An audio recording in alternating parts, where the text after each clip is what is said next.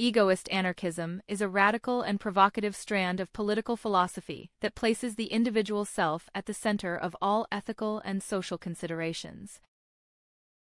Unlike many political ideologies that emphasize duty, morality, law, or collective welfare, egoist anarchism argues that the individual should act primarily according to their own will, interests, and desires. It rejects the authority of the state, moral obligations imposed by society, and any external power that claims the right to govern the individual. At its core, egoist anarchism insists that the individual is sovereign, and that all institutions, values, and relationships must ultimately be evaluated from the standpoint of personal autonomy.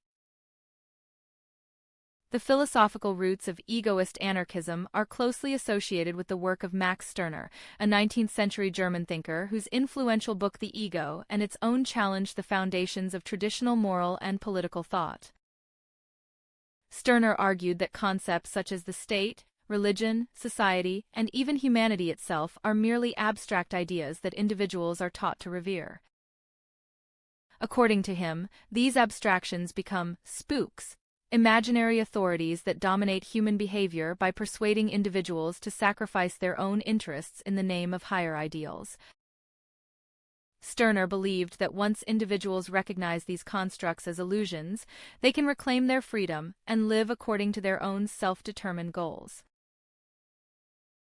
In egoist anarchism, the individual is not morally obligated to obey laws, traditions, or social expectations simply because they exist.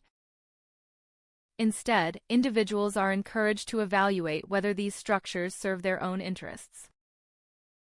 If a law benefits the individual, they may choose to follow it. If it restricts their freedom or undermines their desires, they are free to ignore or resist it. The emphasis is not on moral rebellion for its own sake, but on personal autonomy and self-ownership. In this sense, egoist anarchism challenges the idea that morality is universal or binding. Rather, morality becomes a personal tool that individuals may adopt or discard depending on whether it serves their own purposes. This philosophy stands apart from other forms of anarchism, many of which emphasize cooperation, solidarity, or communal living. While social anarchists argue that human beings naturally flourish in cooperative communities, egoist anarchism does not assume that individuals are morally obligated to work for the collective good. Instead, cooperation is seen as a voluntary and pragmatic arrangement. Individuals may collaborate with others when doing so benefits them personally, but such cooperation remains temporary and conditional. Relationships are not based on moral duty but on mutual advantage. One of Stirner's key concepts that reflects this approach is the idea of the union of egoists. This refers to voluntary associations formed by individuals who come together because each participant sees personal benefit in the arrangement.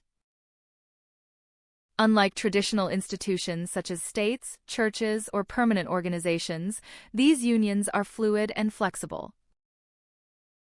Individuals remain free to leave whenever the arrangement no longer serves their interests. The union exists only as long as the participants actively choose to maintain it. In this sense, egoist anarchism promotes social interaction without imposing permanent authority or obligation. Critics often accuse egoist anarchism of promoting selfishness, chaos, or social breakdown. They argue that if everyone acted purely in their own self-interest, society would collapse into conflict and exploitation. However, proponents of egoist anarchism respond that individuals acting rationally in their own interests would often find cooperation more beneficial than conflict.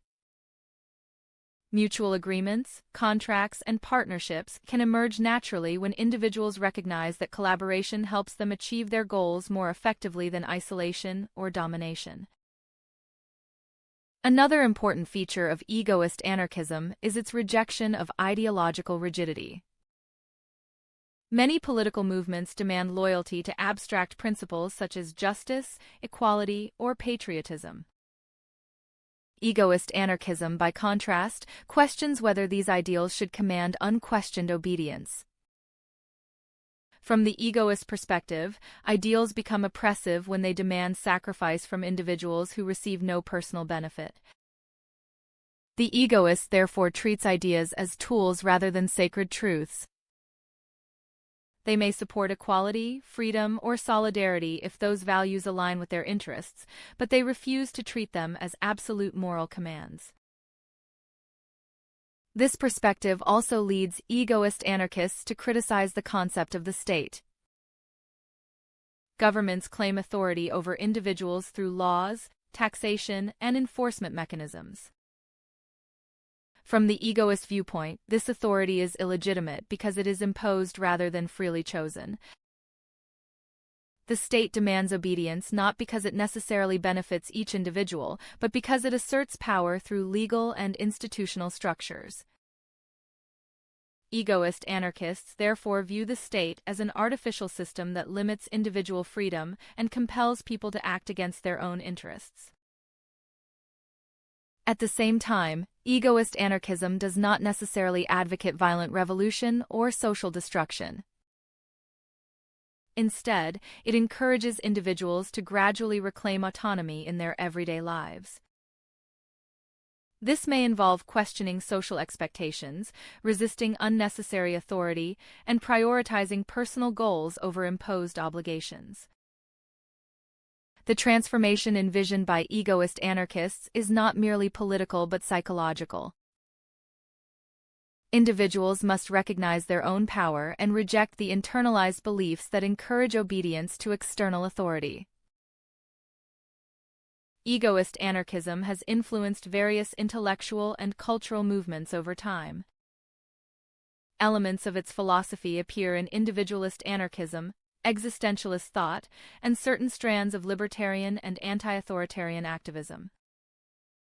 Its emphasis on personal autonomy and self-creation resonates with thinkers who challenge traditional structures of power and identity. Although it has never developed into a mass political movement, its ideas continue to inspire debates about freedom, individuality, and the limits of authority. Ultimately, egoist anarchism presents a radical challenge to conventional views of morality and social organization. It asks individuals to reconsider whether the institutions and ideals they follow truly serve their own interests or merely perpetuate systems of control.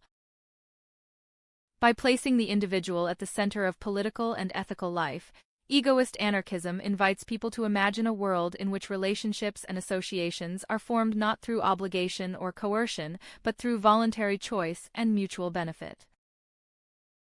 In doing so, it offers a provocative vision of freedom grounded in personal autonomy and the rejection of imposed authority.